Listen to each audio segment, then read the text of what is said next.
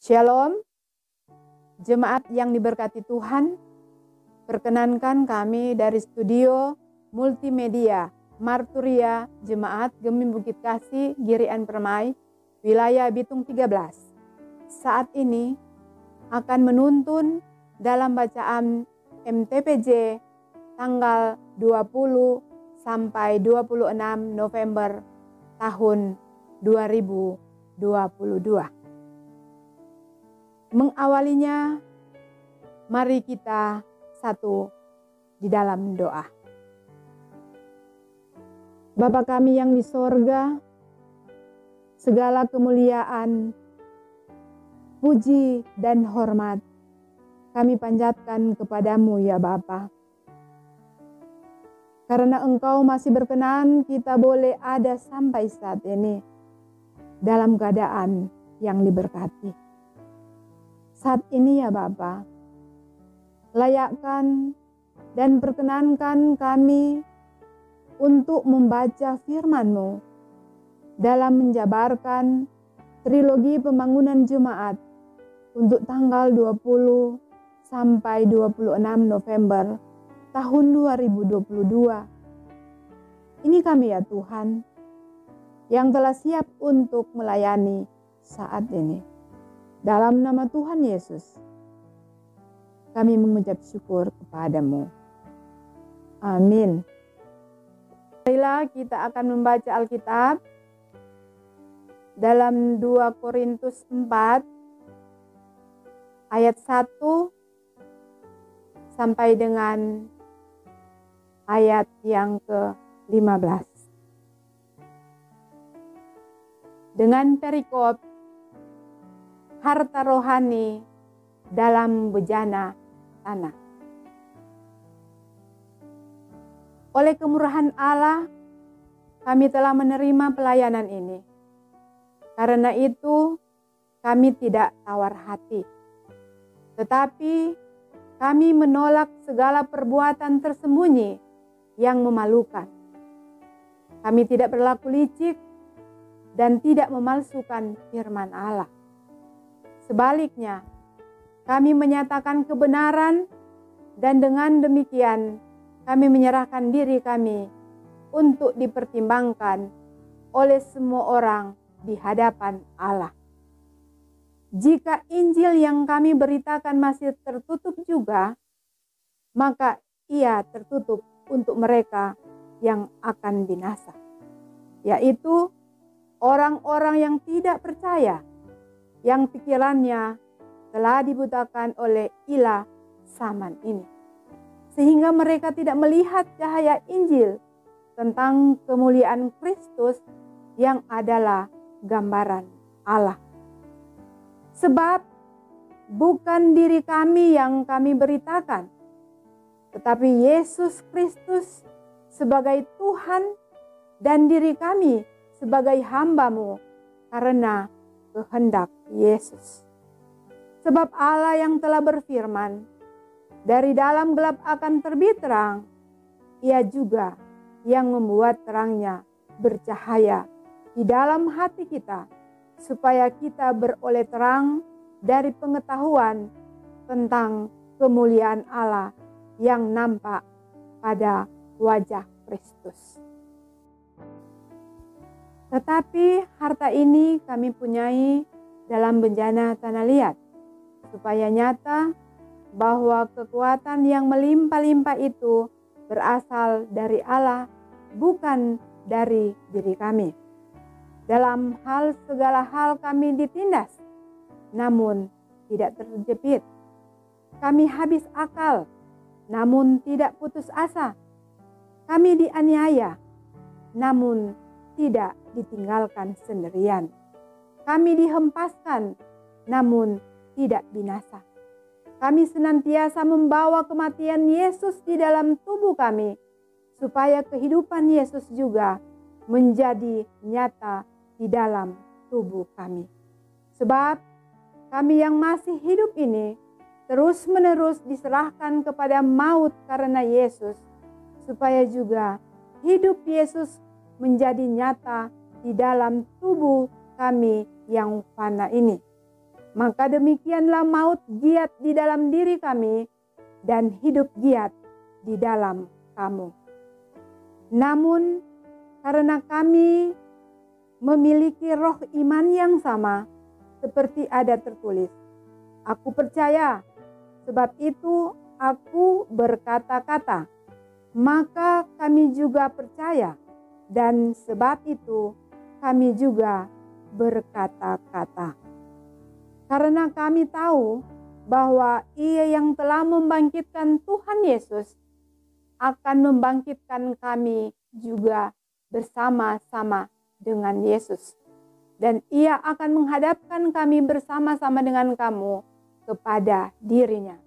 Sebab semuanya itu terjadi oleh karena kamu, supaya kasih karunia yang semakin besar berhubung dengan semakin banyaknya orang yang menjadi percaya, menyebabkan semakin melimpahnya ucapan syukur bagi kemuliaan Allah. Demikianlah firman Allah.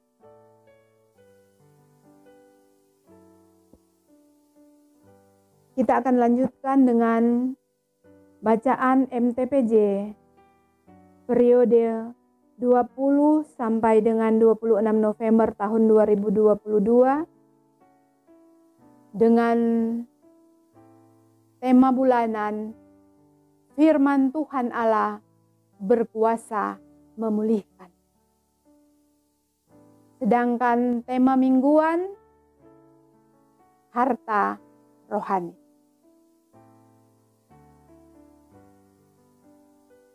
Alasan pemilihan tema. Harta menurut Kamus Besar Bahasa Indonesia berarti pertama, barang atau uang tunai, saldo bank yang menjadi kekayaan barang milik seseorang. Yang kedua, kekayaan berwujud dan tidak berwujud yang bernilai dan menurut hukum dimiliki perusahaan. Banyak orang sekarang mengejar harta dengan anggapan pasti hidup nyaman, aman, bergengsi, dan bahagia. Karena yang diinginkannya pasti dapat terpenuhi. Apakah memang demikian? Faktanya, dengan harta melimpah, apa yang dibutuhkan dan diinginkan tidak dengan mudah dapat terpenuhi. Mengumpulkan harta bukanlah hal yang salah, tapi yang menjadi persoalan, apakah harta yang didapatkan dengan cara yang benar, ataukah sebaliknya, yaitu dengan melakukan apa yang jahat di mata Tuhan. Ada orang mengejar harta tanpa mengenal batas. Semakin kaya, makin bernafsu meraihnya.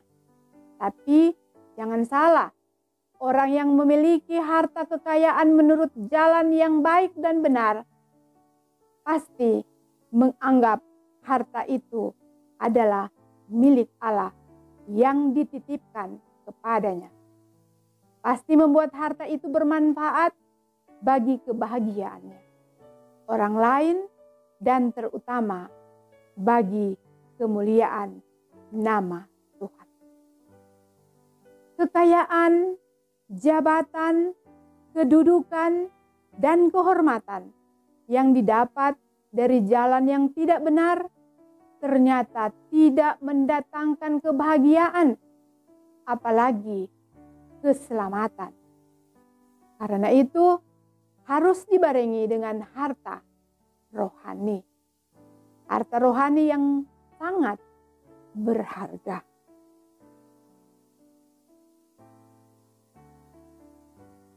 Apabila kita hidup dengan Tuhan dan selalu memiliki hati takut akan Tuhan, supaya kita dapat membedakan mana yang baik dan mana yang jahat. Harta dunia akan hilang lenyap, sedangkan harta rohani kekal adanya. Tema minggu ini tentang harta rohani. Jemaat yang diberkati oleh Tuhan kita Yesus Kristus, pembahasan tematis dalam konteks pembahasan teks Alkitab. Korintus adalah sebuah kota pusat perdagangan, industri, pemerintahan, dan olahraga. Kata Korintus dilihat dari kata kerja Korintiesen. Artinya, hidup sebagai pemabuk, korupsi, dan hidup amoral. Dengan sendirinya memberi gambaran bagi kita keberadaan kota Korintus yang sangat duniawi dan dipengaruhi oleh budaya dan tradisi. Tapi tantangan yang sangat berat datang dari kelompok gnostik. Artinya pengetahuan rahasia tertinggi dan unggul.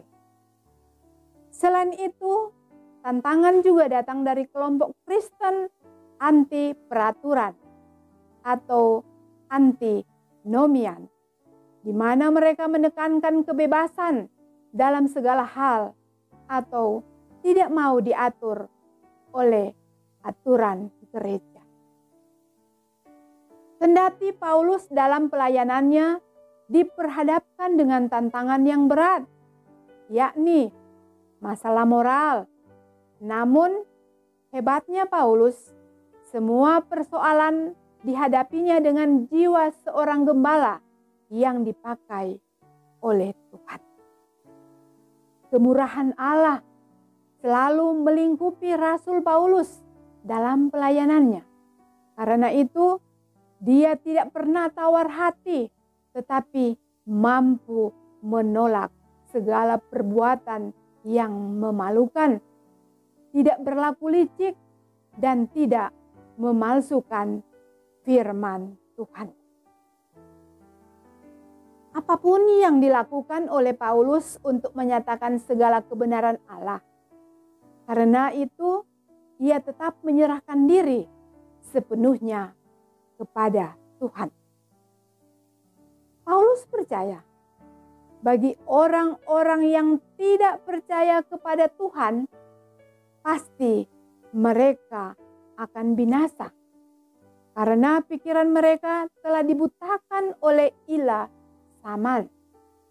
Akibatnya, mereka tidak dapat melihat terang kemuliaan Kristus yang adalah gambaran Allah. Pengajaran Paulus tulus adanya. Karena itu, ia berkata bahwa pelayanannya bukan untuk dirinya sendiri, tapi untuk Yesus Kristus sebagai Tuhan. Sementara dirinya sebagai seorang hamba yang dipakai Yesus Kristus dalam pelayanan. Alasan Paulus bahwa dari awal Allah telah berfirman, dalam gelap akan terbit terang.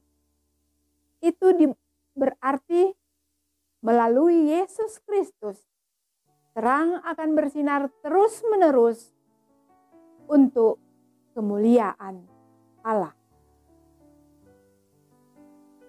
Pelayanan Paulus dilewatinya dengan aniaya dan kesusahan. Tapi bagi Paulus itu semua adalah berkat, rahmat, serta karunia Allah yang maha kuasa untuk kehidupan dan kebenaran menuju kebebasan dan kemuliaan umat percaya. Mendapatkan itu dihadapinya dengan tidak tawar hati, melainkan sikap berani bersama dengan Tuhan. Karena itu, dengan kesadaran tinggi, Paulus menyatakan bahwa kemampuan padanya hanya karena Tuhan yang telah memampukannya. Tuhan memberi kesanggupan kepada Paulus untuk menerima dan menjalani pelayanan itu sebagai harta rohani yang tersimpan dalam bejana tanah liat dalam dirinya. Dalam segala hal, Paulus ditindas, namun tidak terjepit. Ia habis akal, namun tidak putus asa. Ia dianiaya, namun tidak ditinggalkan sendiri. Dan ia dihempaskan, namun tidak binasa. Iman Paulus kepada Yesus membuatnya berani berkata-kata seperti ada tertulis, "Aku percaya, maka kami berkata-kata. Dan kami juga percaya, sebab itu kami juga berkata-kata." Pelayanan Paulus hanya karena anugerah yang datangnya dari Tuhan, sehingga ia tetap berjalan sekalipun banyak tantangan yang menghadangnya. Paulus tetap berserah diri hanya kepada Tuhan untuk hormat dan kemuliaan Tuhan. Jemaat yang diberkati oleh Tuhan Yesus, makna dan implikasi firman. Pertama, aniaya dan kesusahan sering menjadi bagian dalam pelayanan. Tapi itu tidak menghalangi pelayanan pemberitaan Injil Yesus Kristus. Tantangan dan penderitaan seringkali menjadi ujian iman bagi umat percaya guna mendapatkan karunia Allah melalui berkat yang disiapkan Tuhan bagi umatnya. Yang kedua, zaman sekarang manusia sudah semakin tamak, serakah, dan tak pernah puas serta cukup dari apa yang ia miliki. Apalagi semakin nampak manusia mulai menjadikan harta benda sebagai standar kebahagiaan. Akibatnya, banyak yang jatuh dalam dosa karena mengejar kekayaan seperti mencuri, merampok, melacurkan diri, membunuh orang lain, dan korupsi.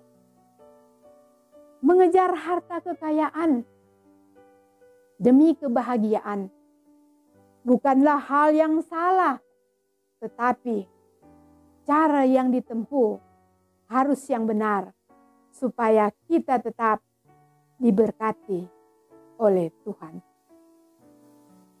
Yang ketiga, harta rohani dalam Yesus Kristus menjadikan kita kaya iman. Dan itu sangat berharga yang menghantar kita melakukan terbaik untuk Tuhan. Harta rohani jauh lebih berharga dan mulia dari segala harta dalam dunia ini. Sekalipun kita harus berupaya mendapatkannya dengan menjalani hidup yang penuh penderitaan. Tapi Tuhan tidak akan meninggalkan kita yang dikasihinya. Tuhan sumber pertolongan selalu peduli dan tidak akan membiarkan umatnya. Tetapi Dia akan memberikan berkat kecukupan sebagai harta rohani supaya kita tidak binasa dalam memberitakan Injil Yesus Kristus. Yang keempat, penderitaan, kematian, dan kebangkitan Yesus Kristus membuat umat manusia menikmati kelepasan dan keselamatan sebagai janji iman, supaya kita kokoh berdiri dalam memberitakan Injil Yesus Kristus.